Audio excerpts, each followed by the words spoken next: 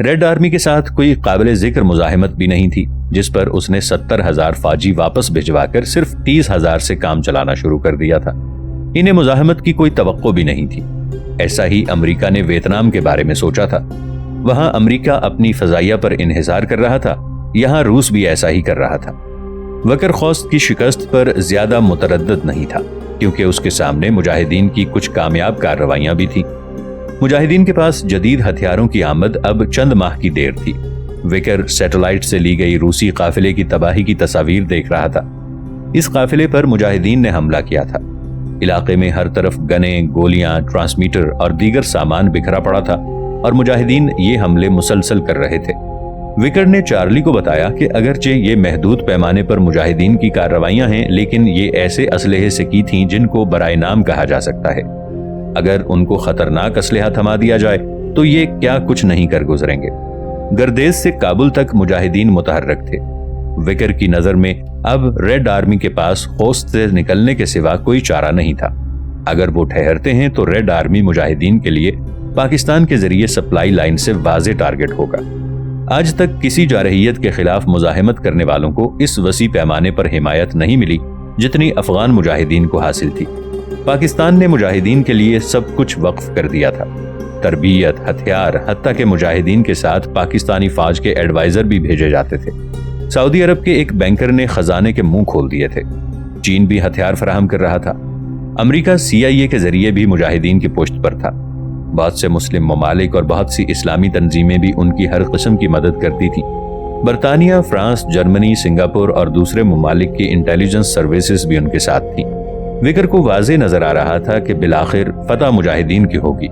افغانستان میں مجاہدین کو لاکھوں رائفلوں، گولیوں اور مشین گنوں کی ضرورت تھی۔ اس کے لیے بے تحاشا بجٹ چاہیے تھا۔ وگر اور آئیور کورس فکر مند تھے کہ CIA کیا اس مہنگی جنگ کی متحمل ہو سکے گی۔ اس وقت وہاں چارلی آ پہنچا۔ اس نے پوچھا، کیا تم مزید $300 ملین استعمال کرو گے؟ یہ $300 ملین وہ رقم تھی جو وارفیئر پروگرام کے لیے رواں مالی سال میں خرچ نہ کی جاتی تو واپس خزانے میں چلی جاتی، اور مالی سال ختم ہونے میں صرف 8 دن باقی تھے۔ چارلی نے کہا کہ وہ پینٹاگون سے رقم افغانستان کی جنگ کے لیے مانگے گا۔ اگر CIA بھی اس معاملے میں سپورٹ کرے تو معاملہ آسانی سے حل ہو جائے گا۔ گیسٹ کے مطابق CIA کے ذریعے یہ رقم افغان جنگ کے لیے مختص کرانے میں بیوروکریسی کم از کم 9 ماہ لے گی۔ اس رقم کی ریلیز میں سب سے پہلی رکاوٹ پینٹاگون کی طرف سے ڈالی گئی۔ اس نے یہ رقم دینے سے انکار کر دیا۔ چارلی نے اس موقع پر پینٹاگون کے حکام پر واضح کر دیا کہ $300 ملین افغان جنگ کے لیے ریلیز نہیں کیے جاتے تو اگلے پینٹاگون کے بجٹ میں $3 بلین کٹوا دوں گا، اور جو میں کہتا ہوں وہ کر گزرتا ہوں۔ چارلی ولسن اس جنگ کو واضح طور پر صلیبی جنگ قرار دیتا تھا۔ اس کا اظہار اس نے ایک مرتبہ اپنے ایک بیان میں کیا تھا۔ اس جنگ میں ہر کوئی خفیہ طور پر حصہ لے رہا تھا۔ اس میں برطانوی، فرانسیسی، کینیڈین اور جرمن انٹیلیجنس سروسز حصہ لے رہی تھیں، حتیٰ کہ سنگاپور کی خفیہ ایجنسی بھی ملوث تھی۔ چارلی ولسن واضح طور پر کہتا ہے کہ اب ہماری باری ہے کہ روسی جوانوں کی لاشیں بیگوں میں رکھ کر ان کے گھروں کو روانہ کی جائیں، جس طرح ہمارے جوانوں کی لاشیں اس نے بھیجی تھی۔ آؤ افغانستان کو روس کے لیے ویتنام بنا دیں۔ وہ کانگریس ہاؤس، لبرل ڈیموکریٹکس اور اپنے ساتھی کمیٹی ممبران کو اس مقدس جنگ کے لیے فنڈز فراہم کرنے پر محب وطن قرار دیتا تھا۔ یہ عظیم کمیونسٹ دشمن صدر، پینٹاگون، CIA یا ریاست کی جنگ نہیں تھی، یہ کانگریس کی جنگ تھی۔ وہ سب کمیٹی کے بانی ممبر 11 ممبران سے کہتا کہ یہ تمہاری جنگ ہے۔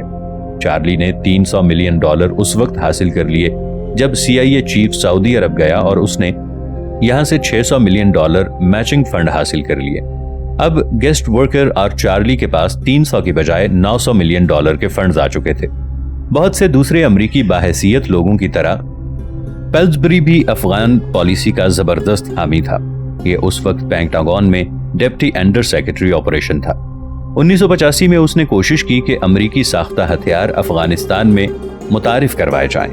ان میں وہ زمین سے فضا میں مار کرنے والے سٹنگر کو اہم قرار دیتا تھا، جس نے جتنی دفعہ بھی ان سٹنگرز کے افغانستان میں استعمال کی منظوری کی کوشش کی، اسے کامیابی ہوئی۔ اس کے پاس اسسٹنٹ انڈر سیکرٹری دفاع فریڈرک نے اسے کوشش ترک کرنے کو کہا۔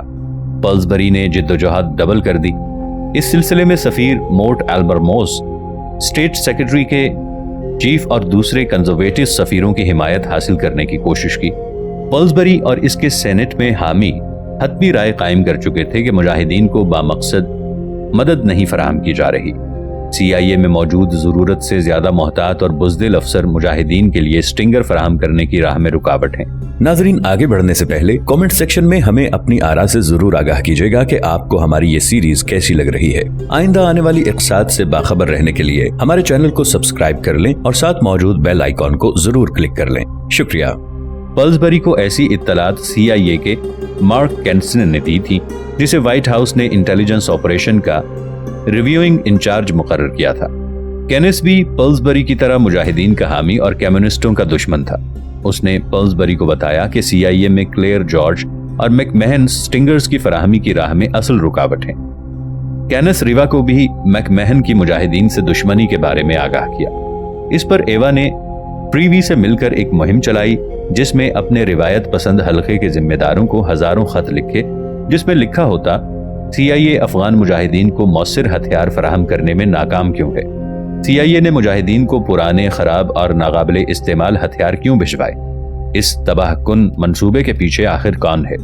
دیانتداری سے بتاتا ہوں کہ اس کے پیچھے میک مہن ہے جو ہماری پالیسی کو ناکام بنا رہا ہے۔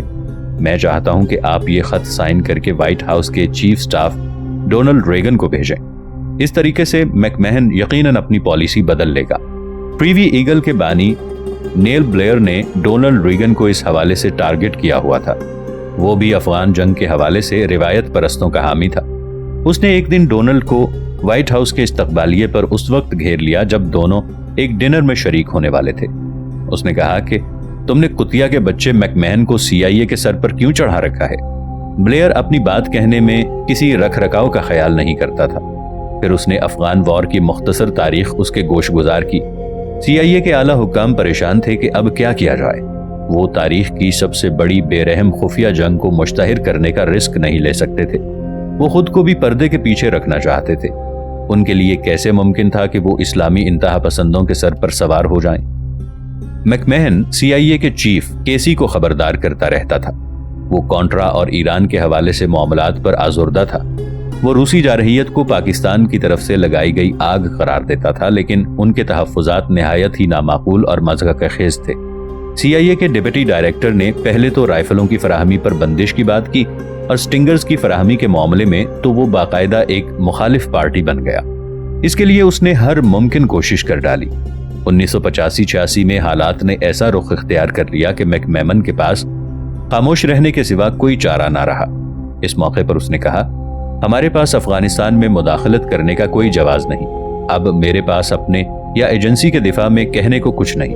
بالآخر پلزبری نے افغان مجاہدین کو سٹنگرز کی فراہمی کی جنگ جیت لی۔ اس نے اب 208 کمیٹی کے تمام ممبران کا دورہ پاکستان کا انتظام کروایا تاکہ صدر جنرل محمد ضیاء الحق کو مجاہدین کو سٹنگر میزائلوں کی فراہمی کے معاملات پر گفتگو کی جائے اور ان کو اس حوالے سے قائل اور مائل کیا جا سکے۔ جنرل ضیاء الحق مجاہدین کو نئے سے نیا ویپن دینے کے حامی تھے۔ 6 ماہ قبل امریکی آرمڈ سروسز کمیٹی کے چیئرمین سام نن کو مجاہدین کو سٹنگرز کی فراہمی کے حوالے سے NOC دے چکے تھے۔ اس وقت گسٹ بھی نن کے ساتھ تھا۔ CIA کو اس دوران ہی معلوم ہوا تھا کہ صدر ضیاء الحق امریکہ کے ساتھ ڈبل گیم کھیلتے ہیں۔ وہ امریکہ سے کچھ کہتے اور اپنے انٹیلیجنس چیف سے اس سے الٹ کرنے کو کہتے۔ اب ضیاء الحق کی سینٹ کے وفد سے میٹنگ واشنگٹن میں موضوع بحث بنی ہوئی تھی۔ سینیٹرز کے دورے کے بعد پلزبری کے باپ فریڈرک الٹ نے جوائنٹ چیفز کے اعتراضات بھی ختم کرا دیے۔ CIA نے بھی مخالفت ترک کر دی۔ سینٹ سیکرٹری جارج شلز بھی مجاہدین کے حامیوں کے قافلے میں شامل ہو گئے تھے۔ وہ روسیوں کو مشکلات میں ڈالنے کے لیے جلد سٹنگرز وہاں پہنچانا چاہتے تھے اور روس کے لیے اس جنگ کو مہنگا کرنے کے خواہش مند تھے۔ نیشنل سیکیورٹی کونسل نے حمایت کی حامی بھر لی تھی۔ صدر ریگن نے دستخط کر دیے تھے، جس کے فوری بعد بلڈنگ 600 میں خواتین اللہ کے سپاہیوں کے لیے سٹنگرز میزائل اسمبل کر رہی تھی۔ اس سنگ میل کو عبور کرنے کا کریڈٹ نصف درجن سے زائد حکام لینے کے دعوے دار تھے۔ ان میں پلزبری اور کینس بھی تھے۔ ایورا کونوف اور ولسن نے ایسا کوئی کریڈٹ لینے کی کوشش نہیں کی۔ حالانکہ حقیقت میں ولسن یہ جنگ 2 سال قبل جیت چکا تھا جب اس نے CIA کو سوئس اور لیکر خریدنے پر مجبور کیا تھا۔ یہ چارلی کے آرلیکن کی فتح تھی جس نے برطانوی پلو بائپ اور سٹرنگرز کا دروازہ کھولا تھا۔ اب اہم یہ تھا کہ ایجنسی سالانہ $1 کروڑ بجٹ حاصل کر رہی تھی اور اس جنگ میں امریکہ کا جھنڈا کہیں نظر نہیں آیا تھا۔ ولسن کہتا ہے کہ اب بھی یہ سوال سامنے تھا کہ آیا ضیاء الحق افغانستان میں سٹنگر میزائلوں کے استعمال کی اجازت دیتے ہیں۔ فروری میں اسلام آباد میں ایک ڈنر کے موقع پر چارلی نے موقع سے فائدہ اٹھاتے ہوئے ضیاء الحق سے اس حوالے سے گفتگو کی۔ ضیاء الحق اس جنگ کے باپ جانے جاتے تھے۔ وہ چارلی کی بات یوں سن رہے تھے جیسے وہ ان کا اپنا ایڈوائزر ہو۔ جنرل ضیاء الحق نے ان میزائلوں کے افغانستان میں استعمال کو غیر یقینی قرار دیا تو چارلی نے کہنا شروع کیا، افغان جنگ میں ان میزائلوں کا استعمال مجاہدین کے لیے بڑی اہمیت کا حامل ہے۔ اس سے پاکستان اور امریکہ کے درمیان تعلقات بہتر ہوں گے۔ جنرل ضیاء اور ریگن انتظامیہ کے فاصلے کم ہو جائیں گے۔ میں پاکستان کے لیے امریکہ کی طرف سے فوجی اور اقتصادی تعاون آسان تر بنا دوں گا۔ چارلی کی باتوں سے ضیاء الحق بڑے متاثر ہو رہے تھے۔ وہ تو پہلے ہی افغان جہاد میں پوری طرح ملوث تھے اور فوجی عامر پاکستان کو اس جنگ کا بیس کیمپ بنا چکے تھے۔ یہ جنرل ضیاء کے بغیر ممکن نہ تھا، لیکن امریکہ کی بھاری فوجی اور اقتصادی امداد پاکستان کو دی گئی۔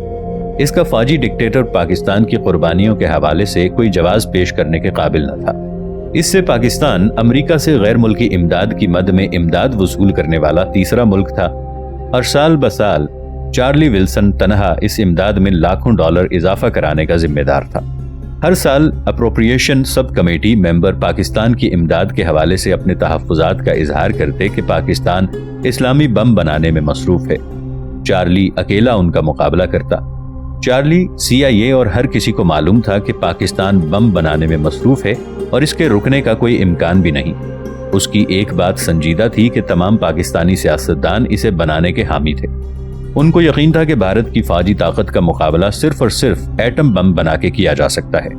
بھارت پہلے ہی پاکستان پر 3 جنگیں مسلط کر چکا تھا۔ ضیاء الحق کو معلوم تھا کہ جب تک وہ مجاہدین کی پشت پناہی کرتے ہیں، چارلی ولسن ان کے ساتھ ہے۔ پاکستان بم بنائے یا نہ بنائے، چارلی نے فروری میں ضیاء الحق سے جو مذاکرات کیے، امریکی اسٹیٹ ڈپارٹمنٹ اس سے بہت خائف تھا۔ معمول کے مطابق اس رات چارلی ولسن جب ملاقات کے بعد ضیاء الحق کی رہائش گاہ سے روانہ ہوا تو اس کے ذہن میں یہ پوری طرح بیٹھ چکا تھا کہ ضیاء الحق کا ہمیشہ سے خیال رہا ہے کہ امریکہ اس جنگ میں پوری طرح ملوث رہے، اور اب وہ ایسا کر رہا تھا۔ بلڈنگ 600 میں تیار ہونے والے اس بارود کے ڈھیر پر صرف جنرل ڈائمک کی الفاظ درج تھے۔ مجاہدین کی اکثریت انگلش پڑھنے لکھنے سے قاصر تھی۔ ان کو ان لکھے ہوئے الفاظ سے کوئی غرض نہ تھی۔ وہ سمجھتے تھے ان کی مدد اللہ تعالیٰ کر رہا ہے، اور یہ سلور بلٹ بھی عطیہ خداوندی ہے۔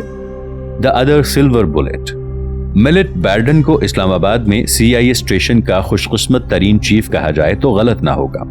اپنے 3 سالہ قیام کے دوران اس نے افغان پروگرام کو بڑے اچھے طریقے سے چلایا۔ اسے یہاں وراثت میں کامیابیوں کا سلسلہ ملا تھا جس نے اسے انحطاط پذیر نہ ہونے دیا۔ اسلام آباد اسٹیشن کا چارج سنبھالنے سے قبل ایورا کوٹوس نے 1986 میں اس کی ذاتی طور پر تربیت کی تھی۔ اس سے قبل ہوورڈ ہاٹ کے چلے جانے کے بعد بل پکنی اسٹیشن چلا گیا تھا۔ وہ اس کا افسر تو تھا لیکن کمزور شخصیت کا حامل تھا۔ گسٹ اس کی کمزوری کا فائدہ اٹھا چکا تھا۔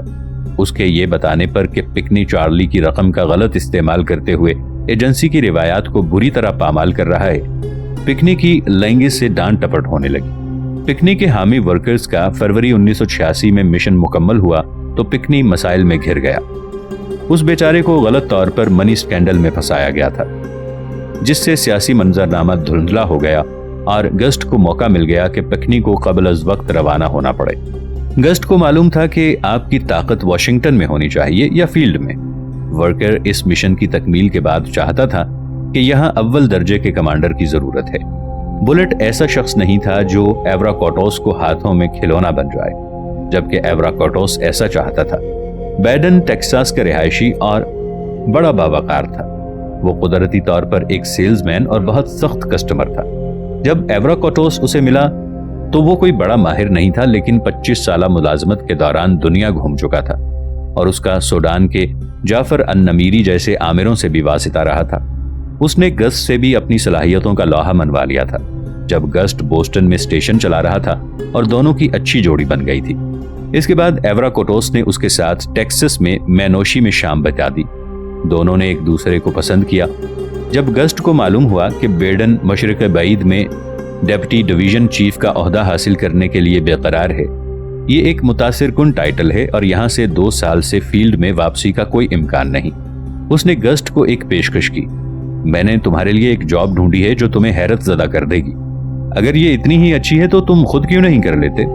मैं जरूर हासिल कर लेता, लेकिन क्लेयर मुझे हासिल नहीं करने देगा। मुझे बताओ, गस्ट ने कहा। फिर गस्ट ने उसे प्रोग्राम के हवाले से खुशकुन तफसीलात से आगाह किया और बताया कि इस प्रोग्राम के पीछे टेक्सास का कांग्रेसमैन चार्ली है। फिर चार्ली और बेडन में राबिता हुआ तो दोनों एक दूसरे को पसंद करने लगे। वो उसकी वजह दोनों का टेक्सास से होना भी था। इस्लामाबाद में आमद पर प्रोग्राम के हवाले से बहुत कुछ ऐसा था जिसका उसको पहले इल्म नहीं था। उसके लिए ये अजीब था कि अमेरिकन सहाफ़ी अफगान प्रोग्राम के हवाले से कोई सवाल नहीं करते थे। ये भी अजीब व गरीब था कि कांग्रेस और प्रेस को CIA के सबसे बड़े खुफिया ऑपरेशन से कोई सरोकार नजर नहीं आता था, जिसमें CIA हजारों रूसियों की हलाकत की कोशिशों में मुआविन थी। CIA बहुत गंदी जंग लड़ रही थी, जिसमें CIA ने लाखों बुनियाद परस्त मुजाहिदीन को मुसल्ला किया। बेडन को वाक़यतन इल्म ना हो सका कि अमेरिका इस जंग से लाताल्लुक क्यों है, लेकिन उसे खुद इससे मोहब्बत थी। रिपोर्टरों की एक ही ख्वाहिश होती थी कि उनको जंगी इलाकों में जाने का मौका मिल जाए, यहाँ वो मुजाहिदीन से मुलाकातें करके नई से नई कहानी बनाते रहे।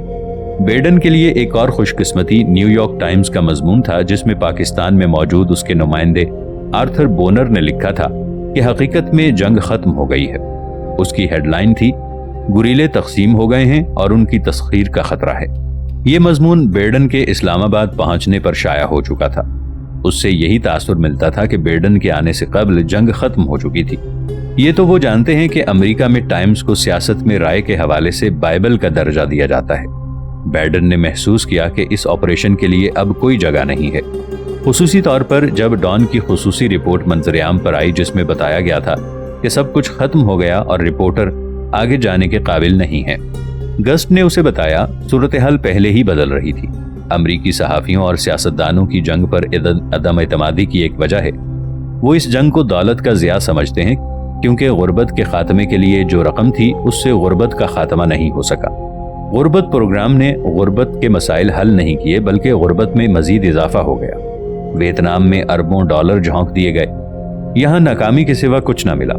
वॉशिंगटन पोस्ट के कार्टूनिस्ट ने इस सूरत हाल को वजीर दिफा बर्गर के गले में हजारों टॉयलेट सीटों का हार पहनाकर दुनिया में घूमते दिखाया था। हर कोई समझता था कि इस नाकामी की जिम्मेदार CIA है। गालिबन सहाफ़ी अफगान मुजाहिदीन से दिलचस्पी रखते थे। उस वक्त मुजाहिदीन की जिद्दोजहद को आमतौर पर उजागर किया गया था। सहाफ़ियों को इन मुजाहिदीन के पीछे CIA का कोई किरदार नजर नहीं आता था। बेडन खुश था कि वो किसी तरफ से भी तनकीद का निशाना नहीं बना। उसकी खुशकिस्मती के 26 अगस्त को काबुल में रूसी फौज के असलहे का बहुत बड़ा जखीरा जलकर राख का ढेर बन गया। इसके शोले बड़ी दूर दूर तक दिखाई दिए। इसकी अमरीकी सैटेलाइट के जरिए तस्वीरें भी ली गईं। इस पर हर तरफ से खुशी के शादियाने बजाए गए। CIA अपने मुजाहिदीन के इस कारनामे पर बड़ा फख्र जाहिर कर रही थी, क्योंकि ये रूस का सबसे बड़ा असलहे का डिपो था। बेडन ने अपने कारनामों का क्रेडिट लेने में कभी झिझक महसूस नहीं की, लेकिन रूसी फौज के डिपो की तबाही को सिर्फ और सिर्फ अल्लाह ताला की मेहरबानी करार देता था। इसमें किसी की बहादुरी या महारत शामिल नहीं थी। बेडन इस वाक़े की तफसीलात यूं बयान करता है। काबुल के करीब मुजाहिद लकी मोहम्मद 37 साला एक रॉकेट को अपने गधे की पुश्त पर लादे ले जा रहा था। रास्ते में उसका गधा मर गया। लकी मोहम्मद ने रॉकेट कंधे पर उठा लिया और पहाड़ी इलाके में बने एक झोंपड़ी नुमा होटल में आकर रुक गया।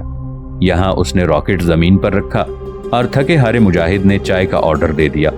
इस दौरान तंदूर से उसके रॉकेट ने आग पकड़ ली और फायर हो गया। उसने परवाज पकड़ते ही पहले एक फाख्ता को निशाना बनाया, जिससे उसका हल्का सा रुख एक जानिब हो गया। इसके बाद ये एक धुएं के पीछे चल पड़ा जो रूसी फौज के असलहा डिपो के करीब से उठ रहा था। इसके बाद वो रॉकेट वहां खपा तो नजारा दूर दूर तक दिखाई दिया। अगले रोज मुजाहिदीन के हमले की कहानियां जबान ज़द-ए-आम थी। गेस्ट कहता था कि इस 37 mm रॉकेट की कीमत $92 थी, जिसने 50,000 टन वजनी असलहे के डिपो को तबाह करके रख दिया। गस्ट के सामीन को मालूम हो गया कि ये CIA का कारनामा नहीं था। गस्ट ने बताया कि फायर रॉकेट तो फ्री रॉकेट ही होता है, जिधर रुख हो जाए उधर चला जाता है। इसके बाद बेडन दोबारा ब्रीफिंग देने लगा। उसने बताया कि इस वाक़े के दूसरे रोज CIA ने शोले उगलते असलहा डिपो की तस्वीर और वीडियोस पूरी दुनिया में फैला दी।